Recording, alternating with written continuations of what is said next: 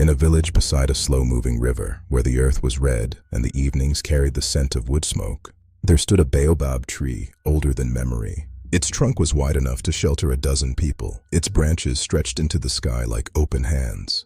The elders said the tree had watched generations come and go, but they also said something else. They said it listened.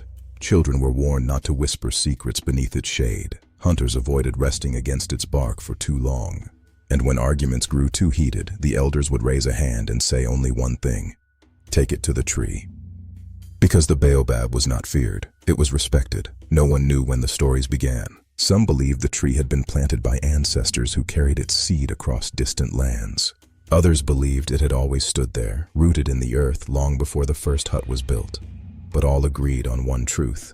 The tree remembered one dry season when the river shrank and crops struggled. A young boy named Kofi decided the stories were nothing more than superstition. Kofi was curious, thoughtful, unwilling to accept belief without proof. One evening, as golden light filtered through the branches, he walked alone to the baobab. He placed his palm against its rough bark, and he whispered, "If you truly listen, tell me something no one else knows." The leaves stilled. The air grew heavy. Then from within the hollow trunk came a sound, not loud, not booming, but steady, like breath passing through stone. "Kofi." He stepped back. No one stood nearby. The riverbank was empty. Again, the voice came, low and ancient. "Your father does not fear the river. He fears the drought." Kofi froze. It was true. His father spoke often of floods and river spirits, but Kofi had once seen him staring at dry soil, worried not about water rising, but about it disappearing. It was a fear never spoken aloud. Word spread slowly, but the elders were not surprised. They gathered beneath the baobab and nodded quietly. "The tree does not speak of the future," one elder said. "It speaks of what we hide." Over time, villagers began coming to the tree not to test it, but to face themselves. Arguments softened.